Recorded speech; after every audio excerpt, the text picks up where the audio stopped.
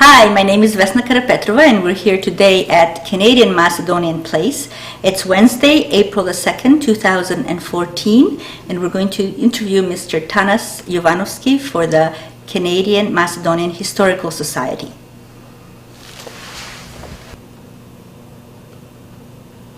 Welcome, Tanas, and thank you for sharing your life story for the Canadian Macedonian Historical Society archives. Thank you for having me here. Tanas, let's begin with where and when you were born. I was born in Braichino, that is in Prespa region, in 1941. And this is in Macedonia? In Macedonia, yes. Where were your brothers and sisters born? They were all born in Braichino. One of my sisters lives in Australia, my brother lives here. My other sister lived in Macedonia, in Veles, and in Braichino, and she died last year. And what are their names? Older sister is Vesna, second Menka, my brother is Bogoja, and my name is Tanas. Great. And where were your parents born? In Braichino. No, my brother was born in Braichino. My mother was born in Slivnica, that's a village about 10 kilometers away, in Prespa again. Do you know when your parents were born? My father was born in 1904, and my mother was born in 1906. What language did you speak in your village?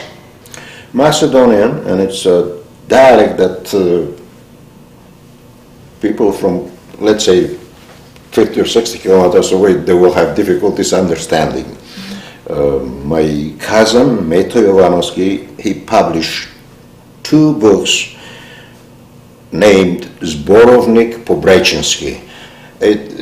With the first one, it was such a success, this is why he had to publish the second one. And these books have idioms and words from Braichino? Yes, especially people reading them from other parts of Macedonia, they will have difficulty understanding. They're very typical of that region. Yes, yeah. Even there's difference between Braichino and Ljubljana. Ljubljana is a couple of kilometers away from Braichino, but that's a lot of differences in the dialects. But it's still the Macedonian language. Of course. Very rich with dialects. Yes. Right? And Tanas, how old were you when you left your village? Meaning coming to Canada? When you came to Canada. I came here for New Year's Eve in 1967. So you were... That is about 26 years. Yeah. Okay, so you've been here for about 26 years. No, I've been here for almost 45 or something. Oh, you were 26 when you came? Here, yes. Okay, so you have a good recollection of what life was like in the village? Oh, yes. Okay, how big was your village? Quite big. And how many people at the time did it have a lot? 1,300 people in the 50s. Sorry, can you repeat that again? About 1,300 people lived in Braichino in the 50s. And then in 60s, I will call it exodus, when people started leaving, and they went to Australia, to Canada, everywhere. There was a day that every day people were leaving, going somewhere.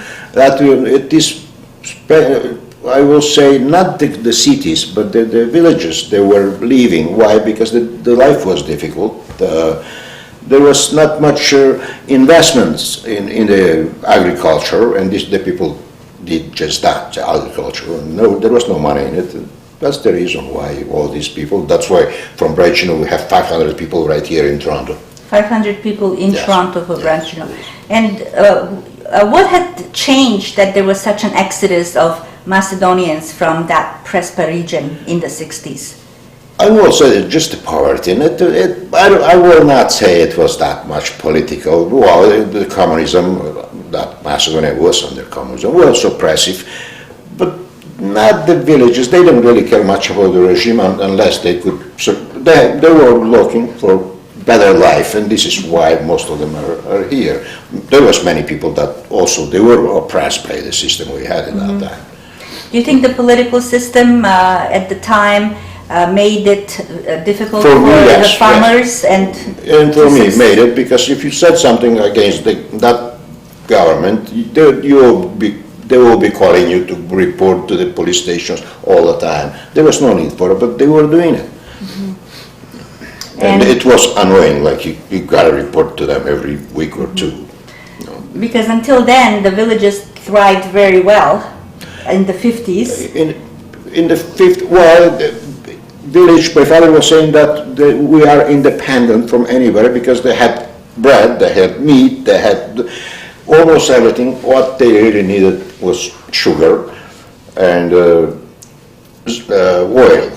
Everything else was there. So they were independent, but with the taxes they had to pay, not much left in talking about money. So they didn't really have money to buy things, but what for the basic needs they had right there. Right. And in the village, as you were growing up, did you go to school? Yes, I went in Braichino for 4 years, and that was 4 years in Braichino. Another 4 years I went to Ljubljana for public school. 4 years in Ljubljana. So that was another village? Yeah, next village, and we had to walk to go there. How long was the walk? About 40 minutes, 45 minutes, but especially in winter time when it was cold and snow, we still had to walk to go to school. And how old were you then? About high school age? About 11. Oh, 11. Years there, yeah. But I was not alone. There were probably another 50 kids going there. We had fun. What kinds of things do you remember? Oh, I remember that on the way back from going to school, we had no time for anything, so we had to be there on time. But once the school was over, coming back, we found all kinds of things to play soccer, to do all kinds of alcohol, even stupidities. We did everything.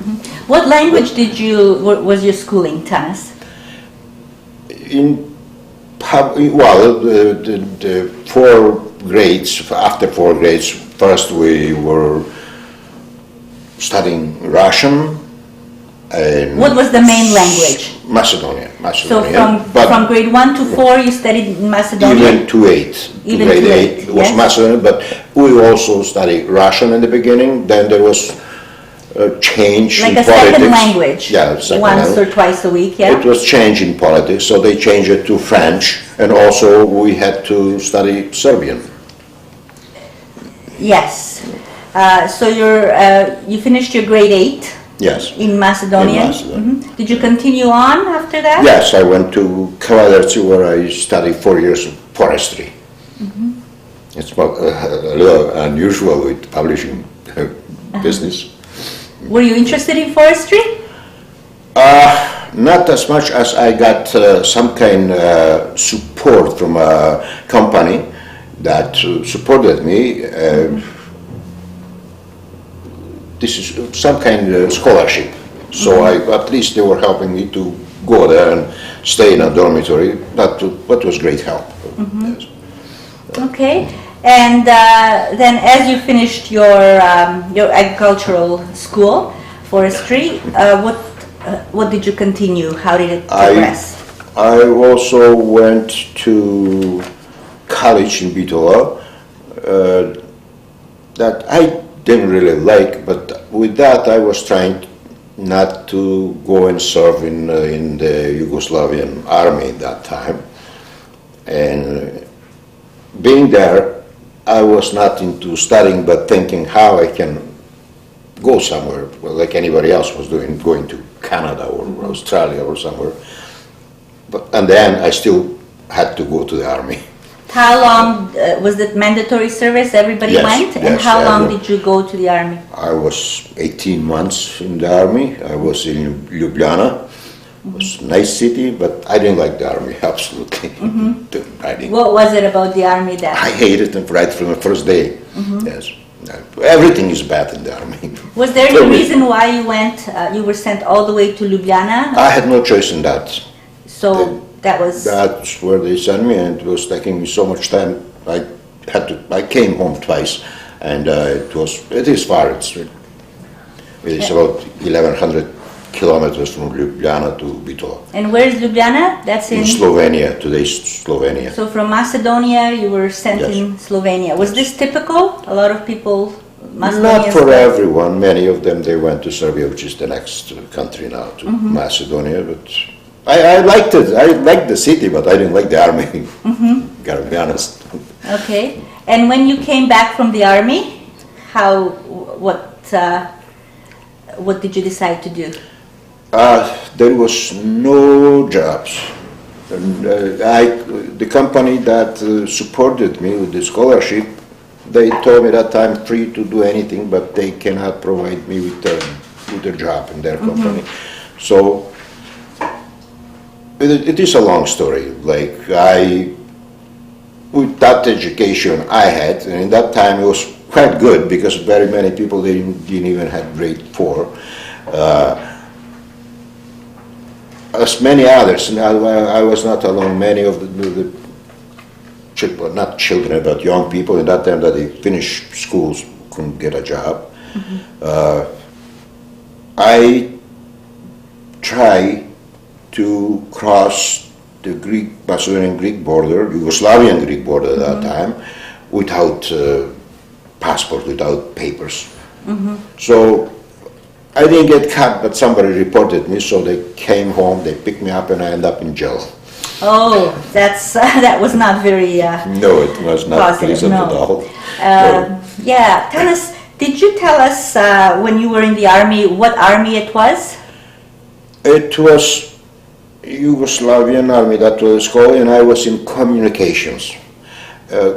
Communications is really important part of the army, and I don't know why I ended up there, knowing that I already was in jail. With that, they treat me as an enemy of the country, and they put me in a communication where I can listen to all these secrets and what they were doing. And finally, they realized that, so they I will call it downgrade me. So they put me in a cafeteria to work there for the rest of my time in the army. Yeah. Let's just go back a little bit to your childhood. As you were growing up in Braichino, that's the Prespa region, as you mentioned, that's very close to the border of present-day Greece.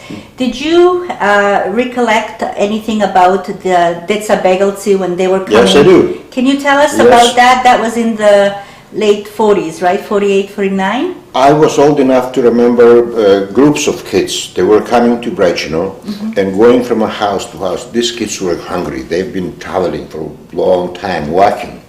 From the Macedonian villages in Greece, right? Some of them were from Kukush or Voden, and they were hungry. They had hardly any sleep, and they went from a house to house. And people give them what they had, and in that time there was not much, but whatever they had, they give these kids food. What language did the children speak? Macedonian, of course. So everybody understood each other. Yes. They knew I remember the time when they were bombing the Greek airplanes, and the English airplanes were bombing a bridge, and we as kids look at the airplanes and we were counting them, if they are 5 or 10 or. I remember it so clearly. So the bridge was over in the Greek side? Yeah, not far. We could see it. Not the bridge, but the airplanes. You could see them. Yes. So that was definitely a difficult period of time. It was difficult period for many people, even older people. My father's first cousin, my grandmother is from Germany, in German Macedonia, and I remember when my first cousins of my brother, 2 of them, German and Pando, they also crossed the border, and then they lived for the rest of their lives in Skopje with their families. They were Deca Begelci and had come over just like the others. They were older. They were older than Deca Begelci, but they still came on this side. Okay. And in terms of, you told us a little bit about your schooling. Do you remember anything in terms of celebrations or village festivals that were important in the village?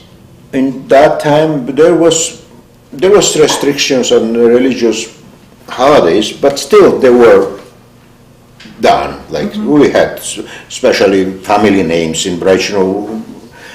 There was almost every day some kind of name there, so like people same went. Names. Yeah, same names, and they went from one house to another, and if you have 20 Peters in Braichino, you have a right to go from one house to another, and have drinks and food and all that.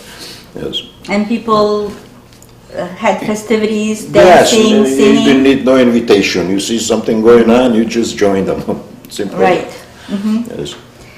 And then when you finished your schooling, you went back to Braichino or back to Bitola? I went to Braichino, and as I said, there was no employment anywhere. And When did you finish your army time? it was in 1967, in September, I believe. No, in March. And then in the same year, after I finished the army for New Year's, 67, 68, I was right here in Canada. So you had tried to, tell us about that, you had tried to go over the border illegally, right?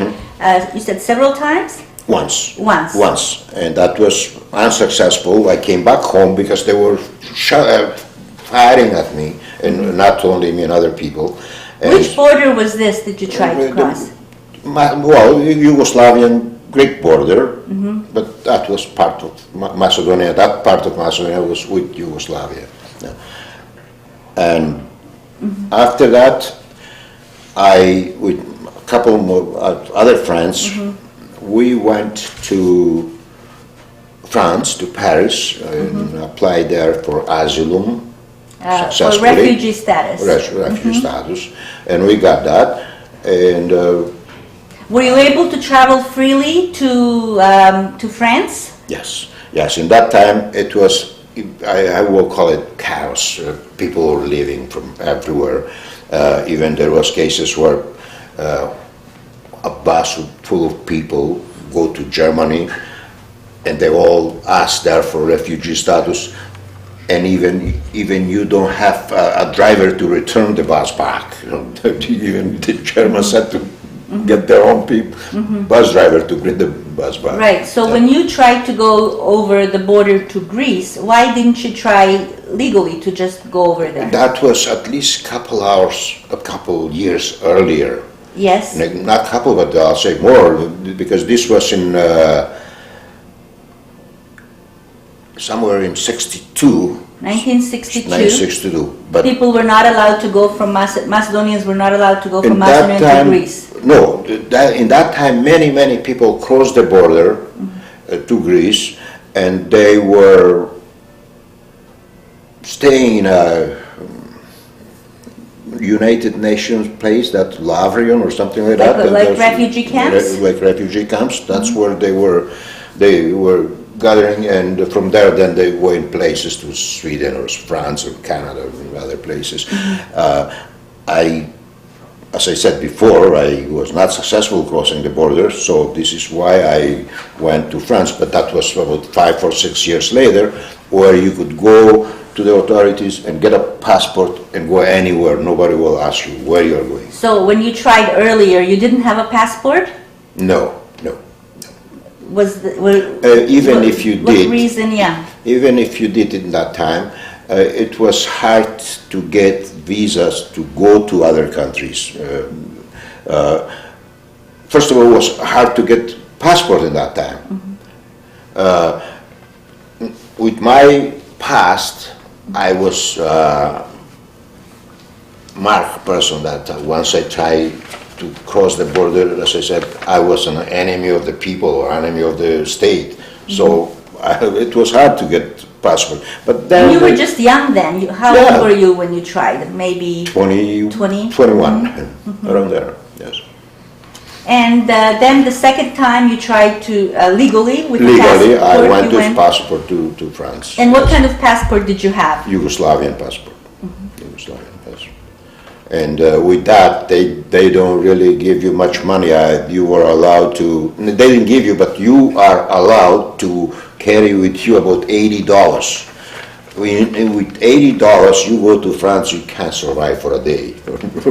really. So how did you survive? What happened? We had more than that. We had some more money than that. And then we found some friends there that could help us out with job and temporary staying with them. Were they Macedonian? Yes, Macedonian. So there was a Macedonian community in Paris at this time, little one? Not really, but there was few Macedonians, and I want to mention right here a great guy that helped us a lot, Kosta Milevski. He was from Ljubojno, but I knew him because we went to school together with him, and a great person. But I can't believe how much time and energy he spent to help us there with jobs and food and everything. Mm-hmm. And how long did you stay in Paris? In Paris I stayed almost a year, about 9 or 10 months. Mm-hmm. In the beginning, as I said, it was difficult, but having a job, any job, it was really something. So for a couple of months, I worked in a farm where we had to repack apples, like getting the rotten apples out of the baskets. And that was over. There was no more apples. The person who owned this farm, a very, very rich man with huge farm and boats in the oceans, he agreed to give us papers that we worked for him for 3 months instead of 2 months. And with that paper, it was so easy after that because you have working card de travail, like permit to working in France. After that was really, I went and worked for Citroën Motors. For Citroën? Right. Yeah, the car makers? It was great, good job, had a bit money, it was good. But I still like to come to Canada because I had my brother here, I had all my friends here. Yes. How long did you stay in France? About 9 months. 9 months. Yes. And during this time, I went to learn some French. I went to Sorbonne University, and it was great. A lot of young people there. As much we were there to learn French, we had a lot of fun. A lot of fun, yes.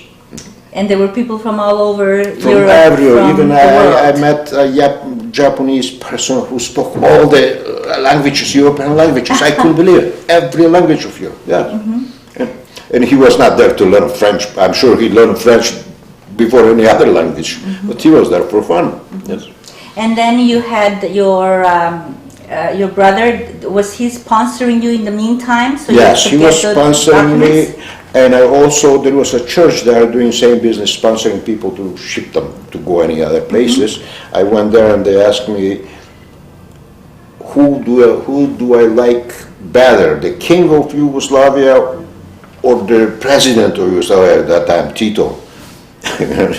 and unfortunately, this person was Macedonian from Prilep, and he's asking me this stupid question. And my answer was, I don't like any of them.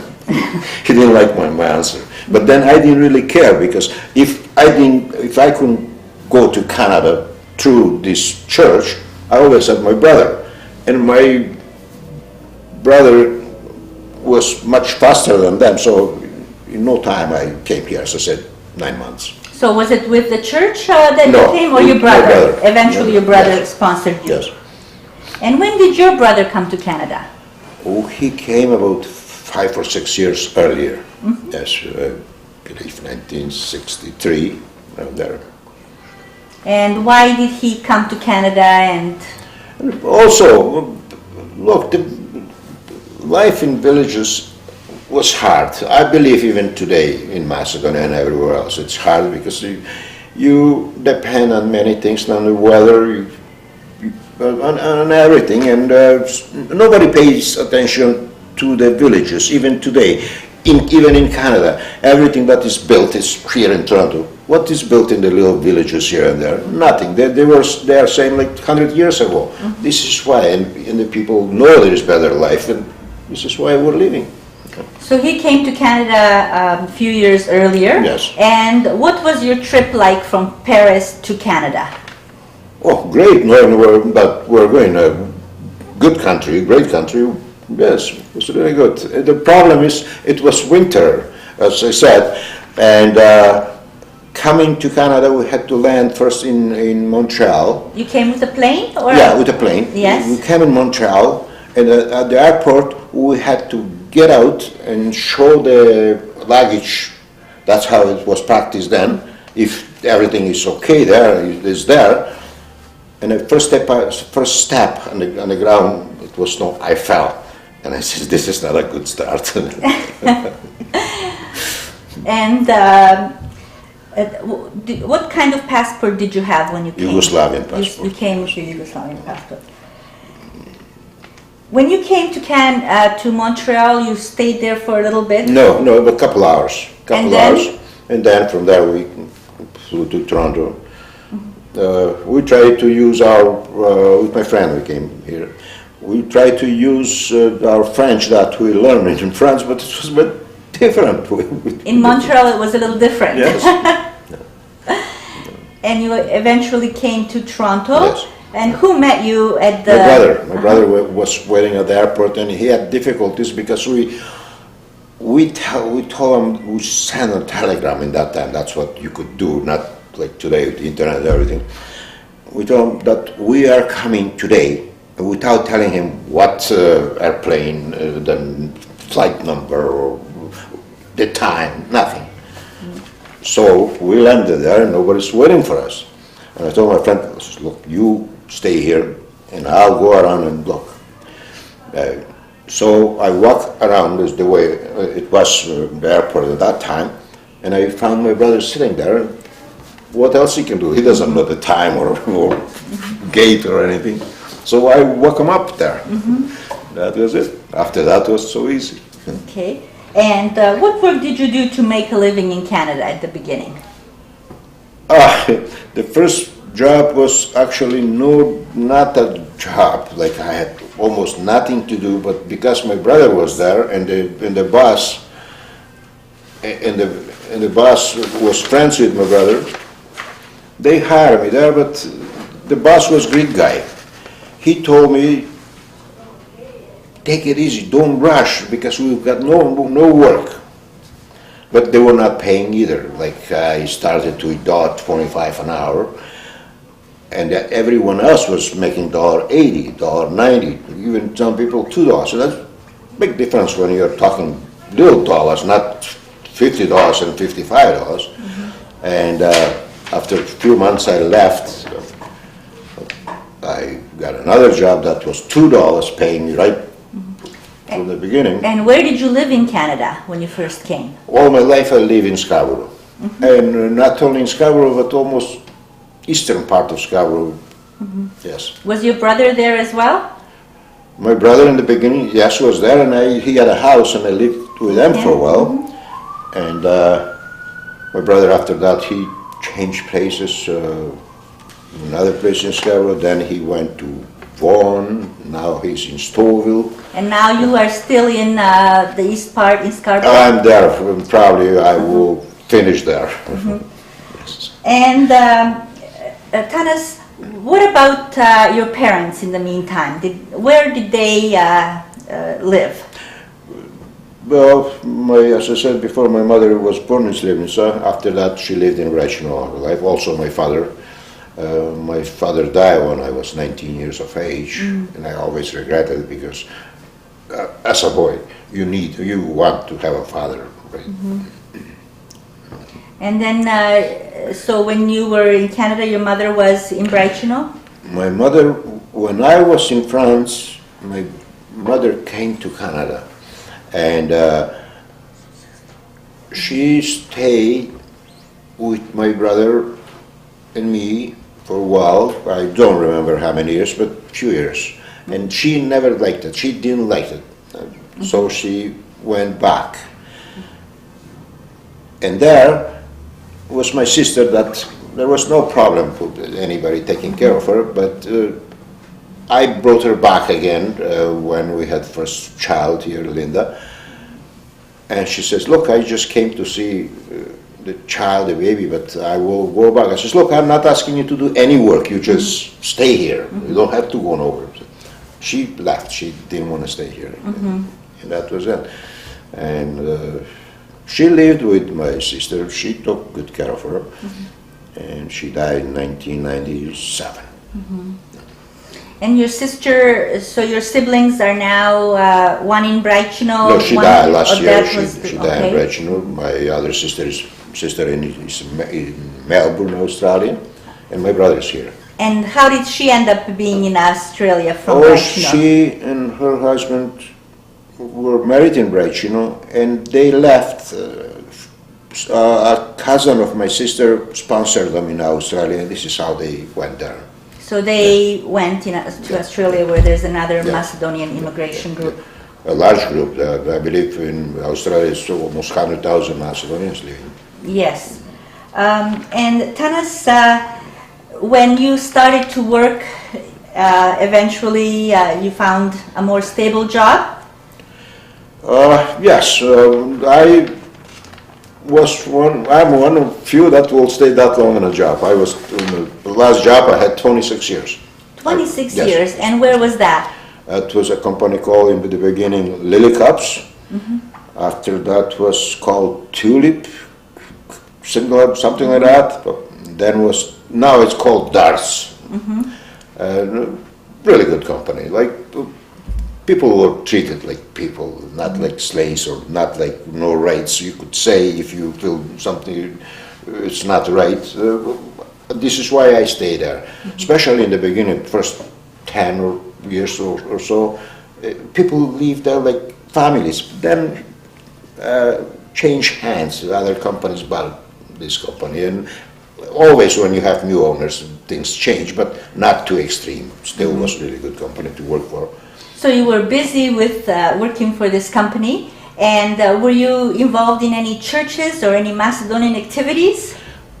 Oh, yes. I was involved with since day one that I came here.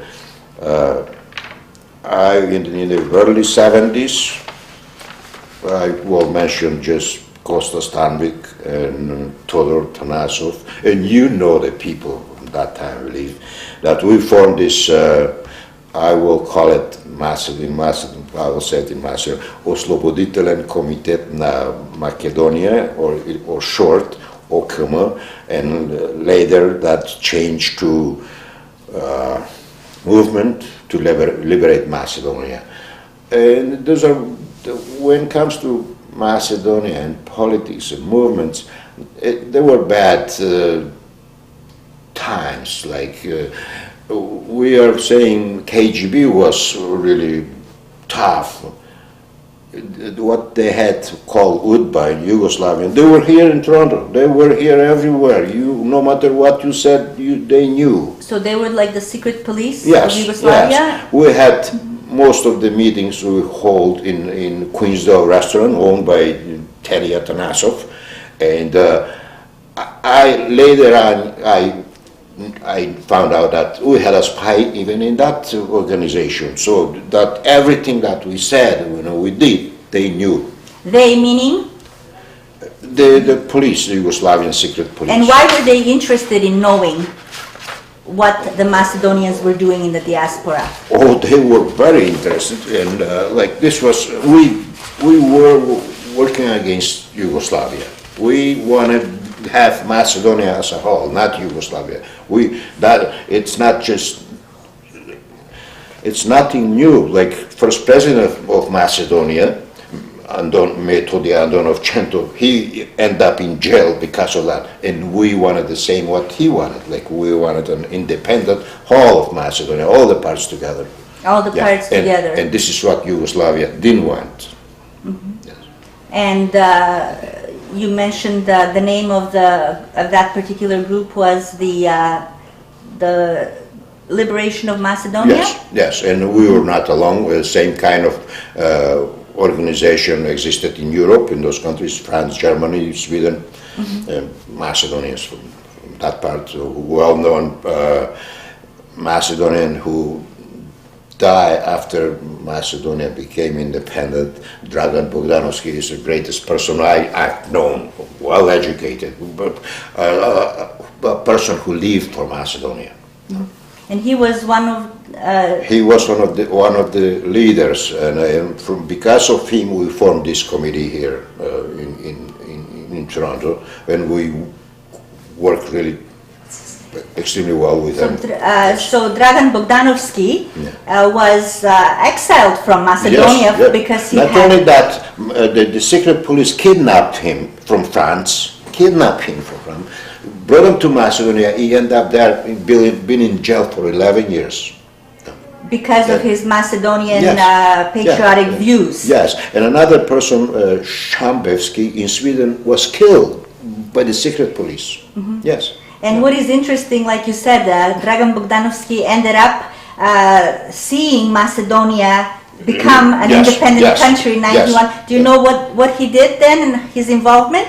I'm really disappointed what happened with him after that, because instead of getting some kind of function there, he gave his life for it.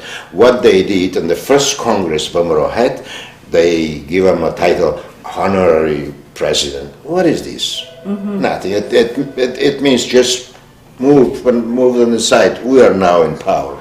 That's how I look at it. And Dragan Bogdanovski was smart enough to see what going on, and he went back. He went back to Sweden, and him, like myself, he was diabetic and died in a train where for days the train was going back and forth and no one was there to collect his body. Oh, that's sad. Yes, this is how he ended up. It's very sad, right.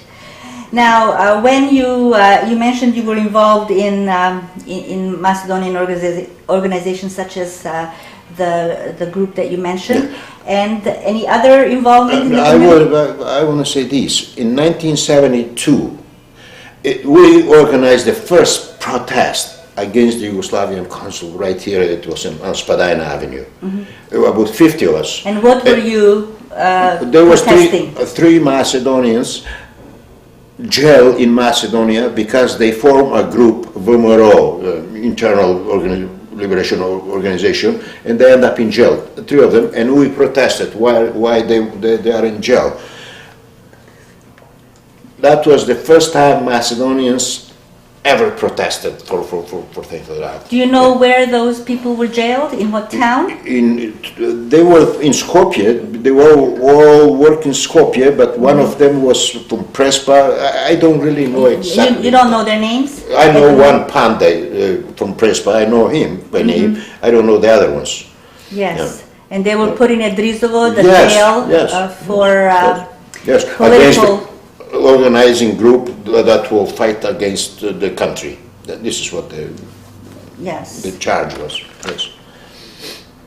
And in Canada, then you ended up getting married. Can you tell us about how you met your wife? Oh, yeah, I got married in Macedonia. I went in 1973, but in 72.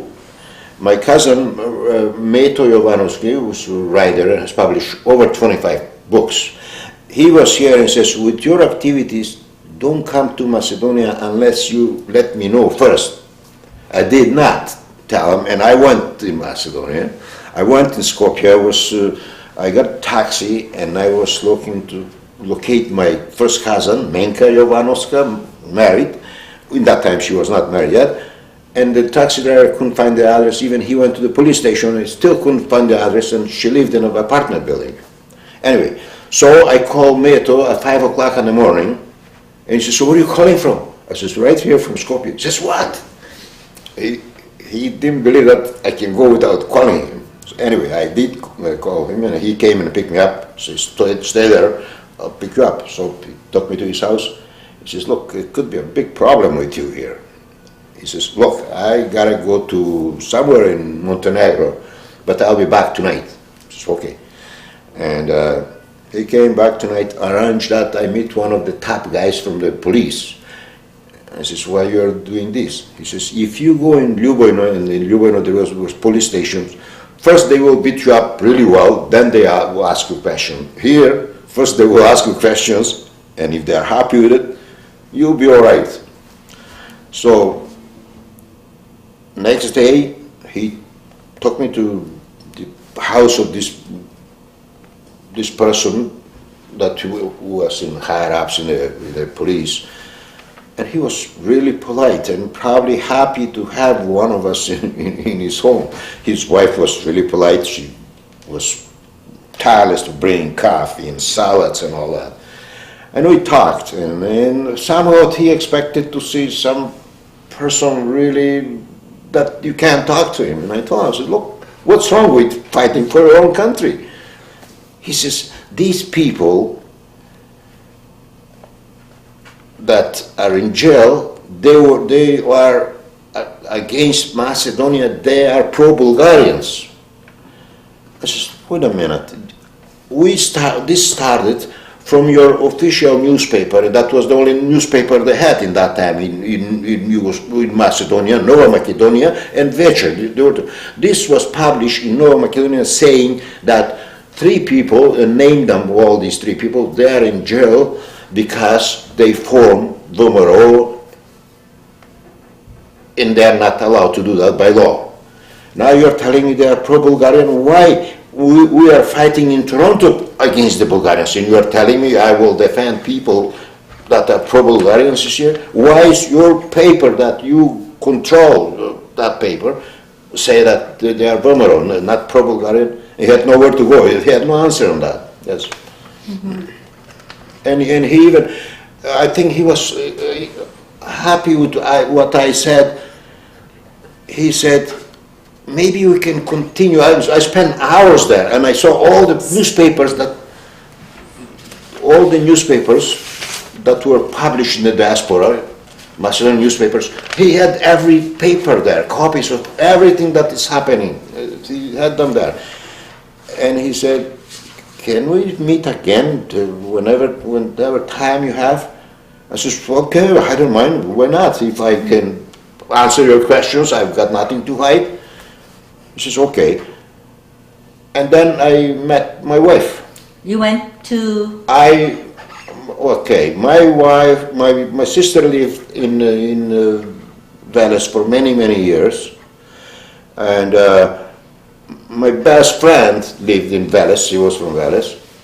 And I went to visit them, and they introduced my wife to me, and there we go from there. Mm-hmm. Yes. And then she came with you to Canada, or was there a waiting period? I came first, and a month later she came here. No. And when she came and joined you, then how did life continue for both of you? We, for a while, probably 6 months or so, lived with my brother. Mm-hmm. We got everything we need. We moved to an apartment, mm-hmm. and somehow we didn't like life in the apartment, so we bought a house another mm-hmm. 6 months later, and that was first house. Right. And then you have children? Can you tell us? Yes, we do. Their names? 3 children. Yes. Oldest is Linda, mm-hmm. then is Diana, and then Stoyan. Yes, and are some of them married? And 2 of them are married. We started with the youngest one, with Stoyan. Uh-huh. He got married first in October to 12, mm-hmm. and then Diana got married in June mm-hmm. to 13. And Linda, I don't think she wants to get married. Yeah. Did you have, are you expecting a grandchild? Yes, soon. 2 weeks. Anytime, huh? 2 weeks the latest. Congratulations. Thank you. Great. And Tanas, can we just go back a little bit to the history when you were talking about VMRO? Can you just let us know a little bit about, there was an original VMRO a long time ago, the old VMRO, the new VMRO. Was there any distinction? Yes, there is. We should not hide that there was parts of VMRO who were pro-Bulgarian.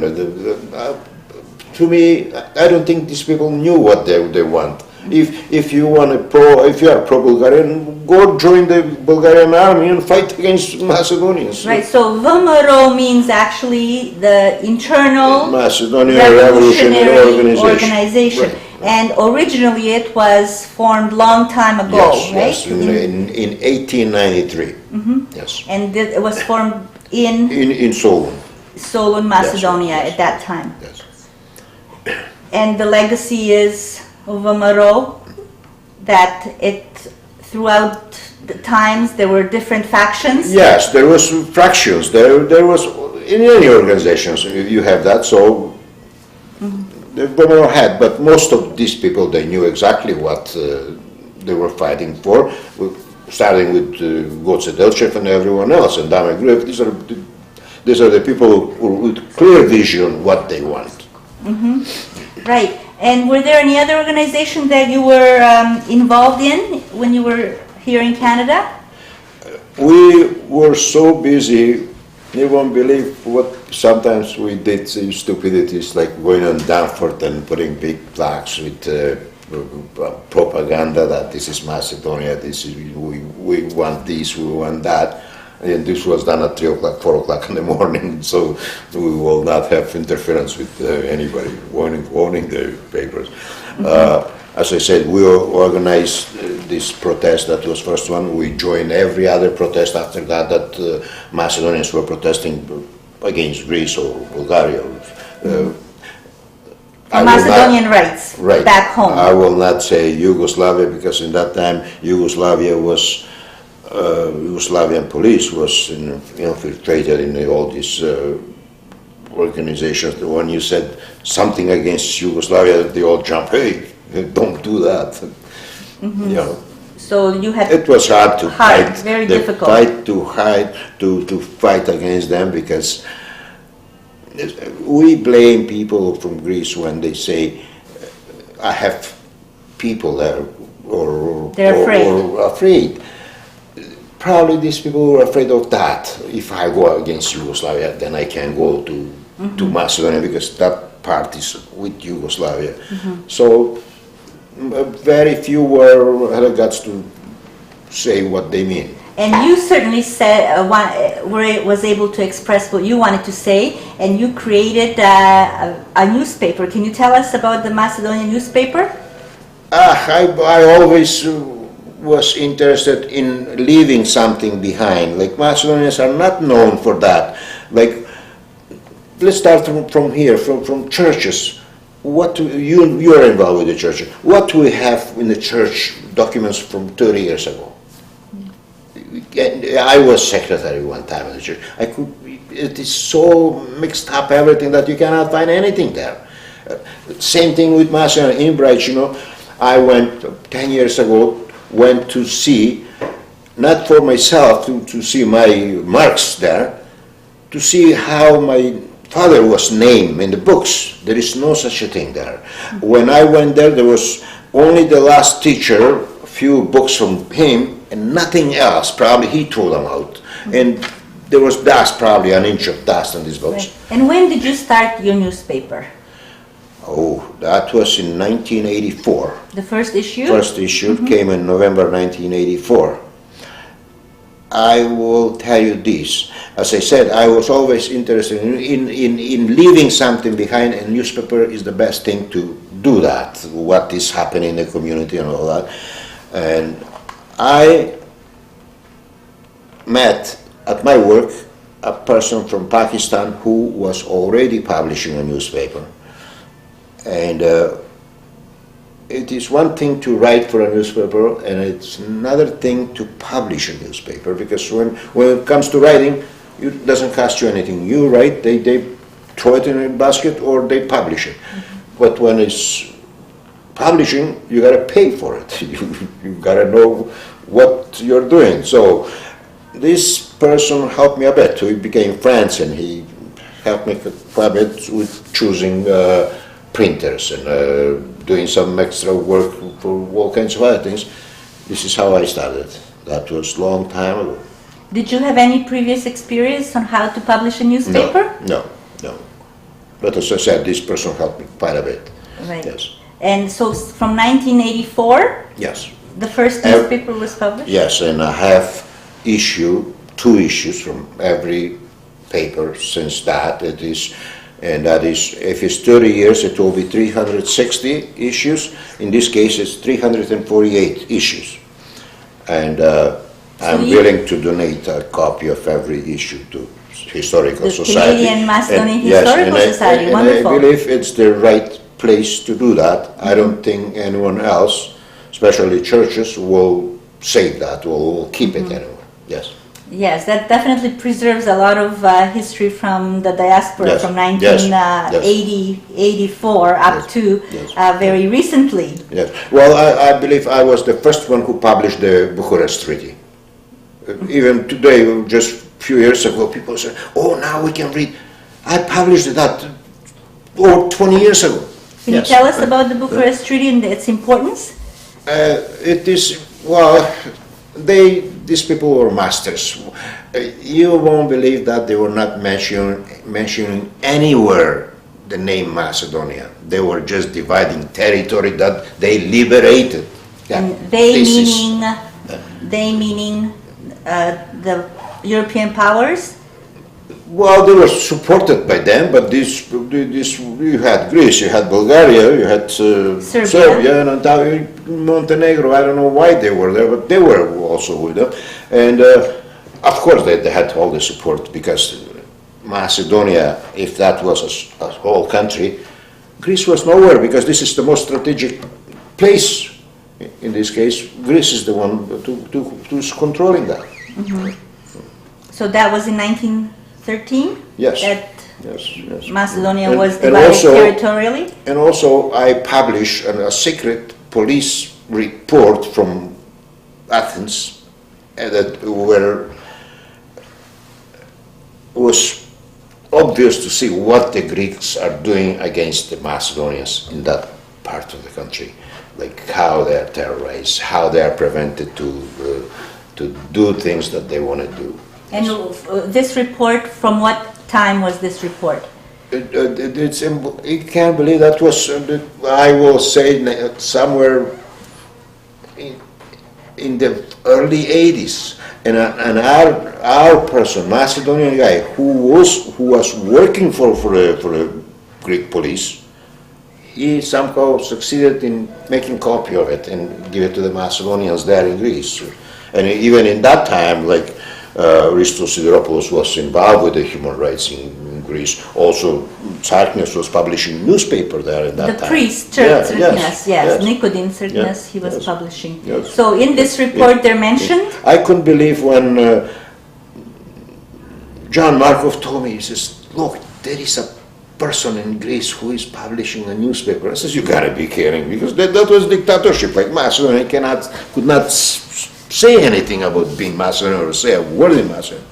And he was publishing it was in Greek, but it was on the other side of the Greek interest. Yeah, so this was the priest publishing the newspaper? Yes. In Greek, but of course... about Macedonians, that we are not Greeks, we have other culture, we have our own culture. And the fact that human rights are not being respected in Greece. Yes.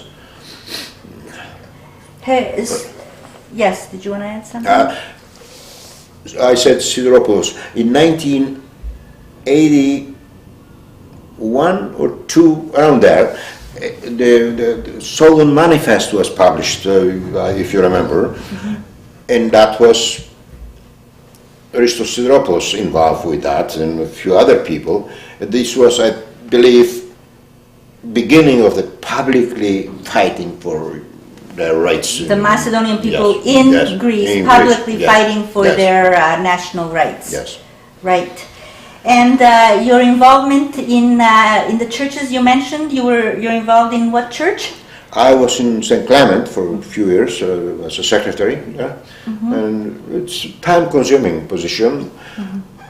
And for that, you gotta have lots of time if you want to do a job that, if you want to straight up the archives there, because nothing has been changed since the church was built. Everything is dumped in the archives. If you're looking for something, good luck, you cannot find it. Right. Now, when you were, you started to publish a newspaper in 1984, it was once a month, correct? Yes. And at the same time, were you working full-time? Oh, yes, not only full-time, but also overtime, because I had a wife and 3 kids, and I had to support them. So I was working all right. So how did you manage to keep up with publishing the newspaper all these years? You know, people who always like to do things better than the things that don't bring you money. You work because you have to live. Life is expensive, so but you don't want to. When you publish paper, you don't publish it for money. I never made money in 29 years. By all the laws of Canada, my bookkeepers, I never asked them to do anything illegal. And I never made a penny of the newspaper, but I loved it. I liked doing it. Mm-hmm. Yeah. You enjoyed it? Yes. And for that, you can create time. You can find time to do that because you like it. Mm-hmm. Yeah. And now I understand the Macedonian newspaper continues. The name Not continues? only continues, it's doing much better than I did. These are young people, quite capable people, and I hope they keep it for another 30 years. Times have changed. Yes, technology is the different. Technology is helping now. I will tell you, when I started, it was just a typewriter. It was not electric typewriter, just a typewriter. And I want to thank Mary Dimitriou, probably 2 or 3 years later, from the company she worked for. They were buying computers at that time, and she had an electronic composer with little memory, but still had some memories. I paid for it, $500 this electronic composer, and helped me a lot, because that's at the Belgrade, refugee children before me had that kind of composer, and they pay $8,000. I could not afford to buy a new one for $8,000, so she gave me this one for $500, and it helped me quite a bit until I got my first computer. That was, I would say, in the late 80s, yeah, 88, 89, around there. Right. And before that, look, it was manual work. That's how I want to call it, working with a typewriter, with an ordinary typewriter. Yes. And you did all the layout, all the typing, everything. You just bring it to the printers. You give it to them. They just take copies of it, and that's it. Yes. Right. Now, in more than 30 years, more than 40 years that you've been in Canada, Tanas, can you think back and say what might be something that you're really proud of, that you think you got involved or was able to accomplish? Well, I never regret for a day being a member, I will say, of this OCAM organization. I think it was the right time to do it when you had these powers. I had people coming to me. They were not my friends. They were not my generation, coming to me to talk to me, not because they like me, but they want to get some information from me. I like that because you are different. You do not agree with them, but you always think that you are right, they are wrong. And they were wrong. They were wrong. Yugoslavia was not our fatherland, really, that Macedonia, even today, Macedonia, we can change borders, but we are Macedonians from all these parts of Macedonia, and we got to fight for that to stay together. Great. And we don't have to move the houses to be together, but because of people, we got to stay together. Yes. So, in terms of going forward, what message would you like to leave for our younger generation, other people who are interested in Macedonia, hearing this interview? A message for Macedonians: without you speaking Macedonian, because I can't blame these people that they never had a chance to go to Macedonian school. I don't expect them to be fluent in Macedonian, but be Macedonian. If my father was Macedonian, my grandfather was Macedonian, I'm Macedonian. So what if I don't expect my kids to speak Macedonian, they speak broken Macedonian. What about their kids? Can they speak Macedonian? No. And we should not categorize people by the language. What about America? What about Australia? Tanas, ti mnogo ubavo го кажа на англиски колку е важно да продолжиме новите генерации да знаат дека се македонци и за јазикот продолжи многу интересно. Види, вака, моите деца зборуваат искршен македонски јазик. Зошто? Не одат на македонско училище. Тоа го научили од мене, од мајка му, кога ние му зборуваме мешавина од англиски и македонски и не се очекува да знаат кој знае колку македонски и да знаат што ќе се случи со нивните деца или внуци. Неможно е на никоја етничка група, не само македонската, да се зачува јазикот како што се инсистира кај нас. Овие земји се почиваат на тоа топење на луѓето од цел свет доаѓаат овде и сите на крајот стануваат или канаѓани или американци. Тоа е начинот како се живее овде.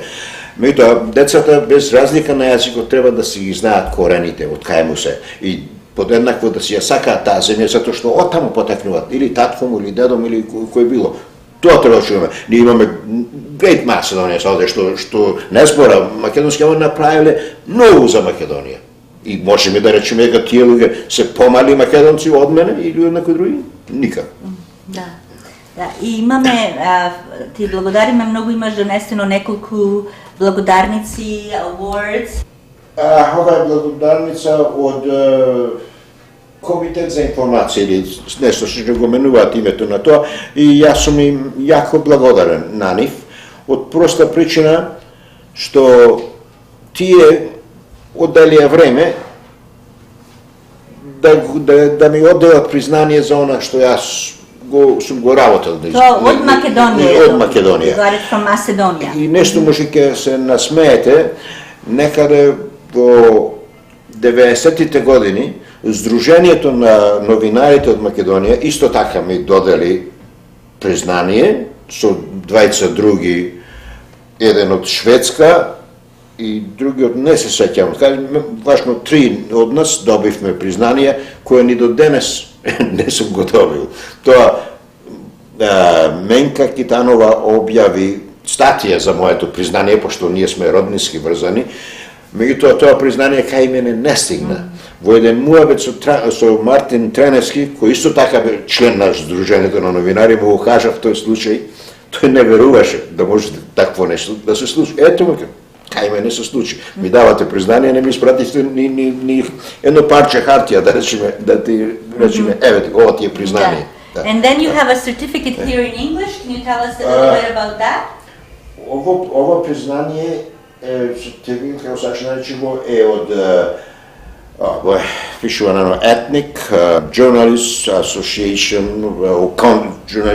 Council of Canada, Сдружение на етничките новинари, во кое членуваат преку 400 новинари и стварно сум поносен. Тоа ми го предаде во рака лефтенант гавърнер на Онтарио, го изумев името во Вилчер, што е...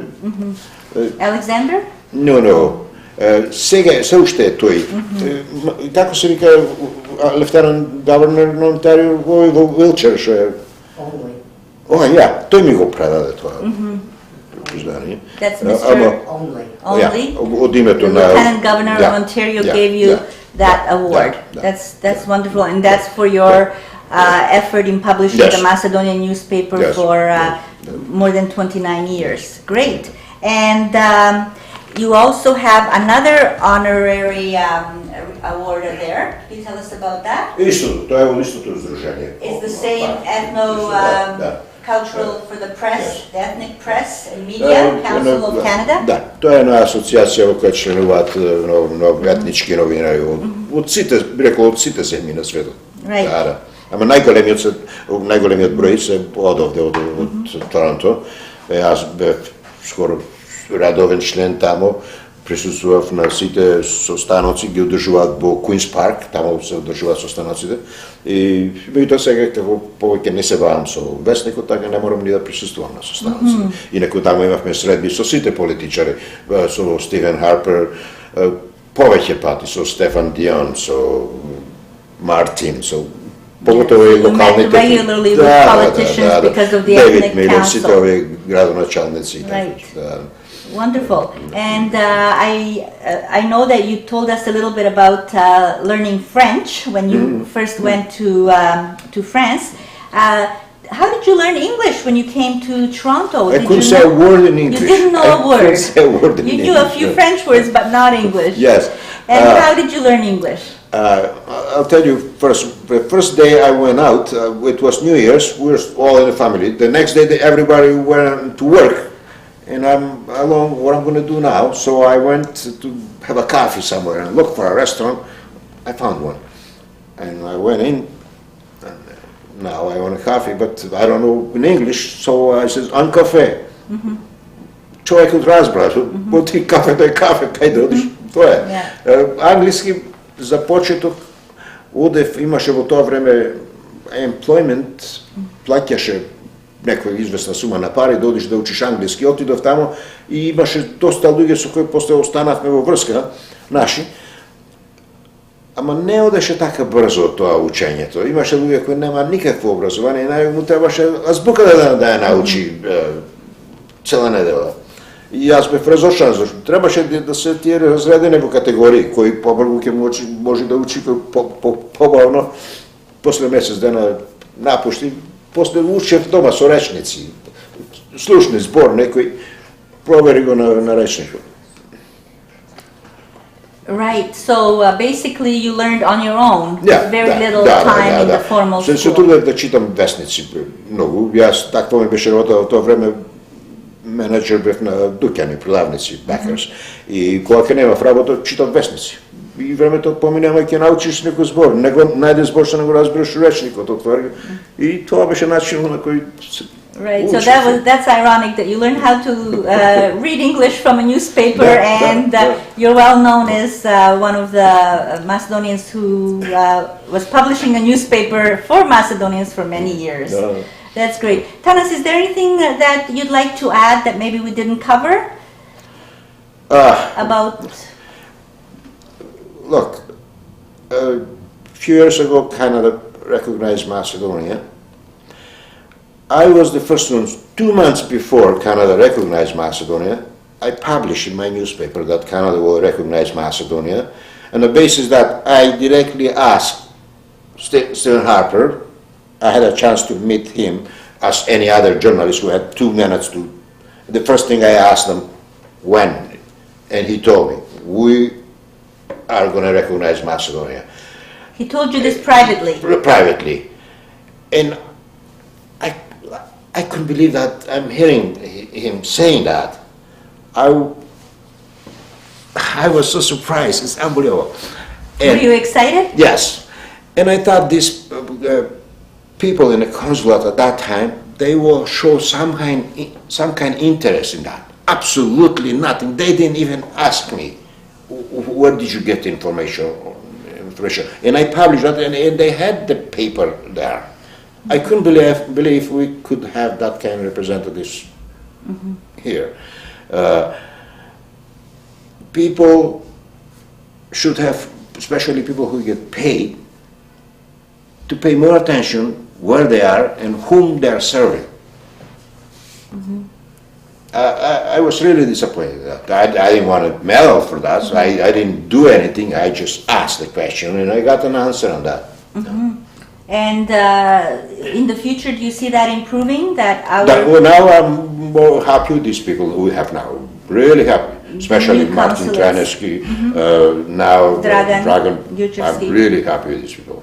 Yeah. They went that far that Martin went to Susan Marine and put Macedonian flag there. Martin Traneski got 5 or 6 students sent up to Macedonia. He never asked the churches, he went to businessmen, got the money and sent them there. He also, journalists sent to Macedonia. He never asked any churches for that. He got money from businessmen and sent her, and she published 3 full pages in Toronto Star separately about beauty of Macedonia. Yes, and that's work diplomats should do. Yes. Great. And in terms of our own, your own actions here as ambassadors, how do you see us, all of us, going forward from Macedonia? Some people will say this and that. Macedonia has never been better than today. Really, what they expect. You cannot have a country that was so poor to be the richest country. We cannot be. We are not only small, we are in the area where no one is rich, and that's how it works. But today Macedonians, you go and see the Macedonians, how they are dressed, and everybody has cars now. At that time, when I was growing up, we all didn't even have donkeys, never mind cars. Now they all have cars. They all have, then forget TVs and stuff like that. I don't see anybody expecting Macedonia to be Canada. It can't be Canada. Have you been to Macedonia in the last little while? Last time I went there was 2007. I like to go again, but always there's something come up that I would love to go every year, but you just can't. You have responsibilities here, especially with the paper. Now I'm more free than before. Yes. Great. And can we leave our audience with a final message from you? My message is, as I said before, we cannot divide ourselves by regions where we come, by language we speak. Long as we know what we are, where we come from, that's what is. You cannot differentiate Macedonians from Bitola and Skopje or Petric or Lerin. We are all Macedonians. That's in our blood. There's no difference. The names, we have some Greek sounding names or Serbian. We are Macedonians by heart, by blood. Thank you, Tanas. We really enjoyed